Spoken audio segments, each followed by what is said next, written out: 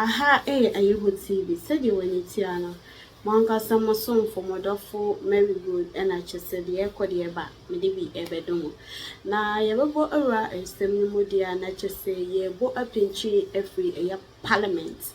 And Abba, na into ye if we hold air banner and ye assembly to ana a Zenator Rawlings, and I just say, Wabba Monte, so a parliament to ordain Simbi. As we judge say, a surprise again for the brain.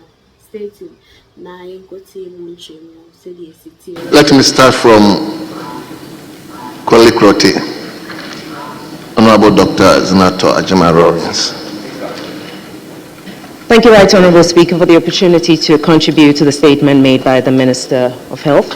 Mr. Speaker, Ghana is well known to be a hub and a transit point for illicit drugs. But this particular phenomenon that we're witnessing is quite shocking, actually. As a matter of fact, in my constituency, we have a cluster of schools, the Niamugi cluster of schools, where people who are addicted to drugs have actually invaded the premises, where they harass children, they harass the teachers, and recently, in the last 3 weeks, one of the security personnel in the school was attacked by a gang of drug addicts and is now in 37 military hospital in a coma. Mr. Speaker, the ramifications of this illicit drug inflow into Ghana goes beyond the large scale, but it's affecting people's lives. It's affecting the security in our schools. It's affecting the security of our ordinary citizens. And Mr. Speaker, the law enforcement agencies responsible for this need to be strengthened.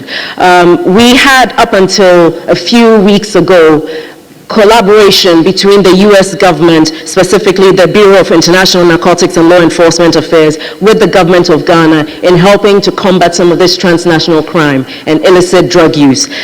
Since the suspension of this, Mr. Speaker, I believe that may have contributed to what we are seeing. We need to re-engage some of these international agencies and strengthening our capacity to monitor what's going on in our borders and ensure that when we actually do track down these criminals, the prosecution of them and effective implementation of our regulations is actually done in order to be a disincentive for those who wish to use Ghana as a transit point. Our youth are really increasingly becoming a target of all of this. And Mr. Speaker, this is a national security issue because it affects our country in so many ways.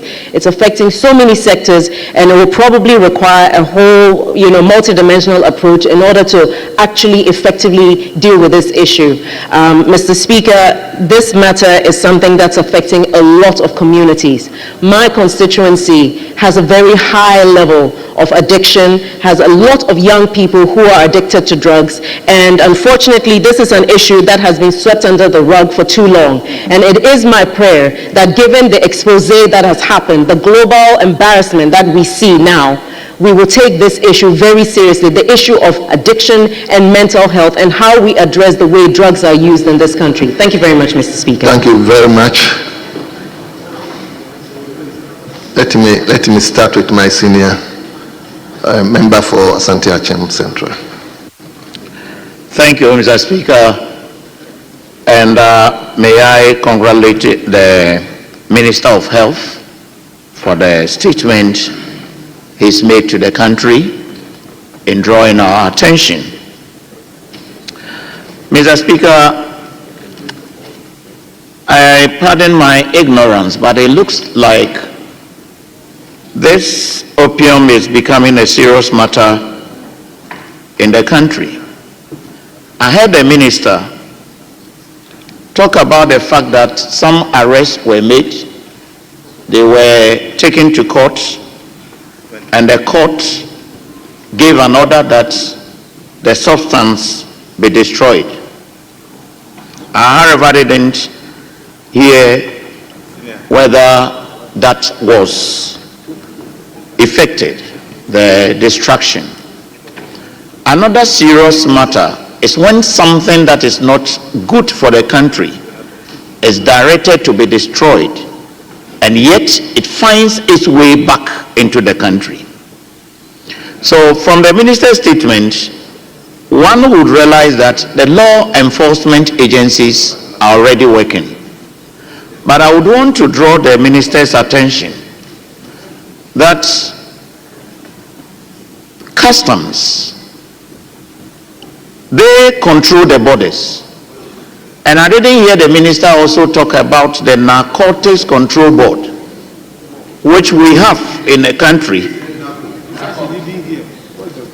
I did not hear, that's what I said.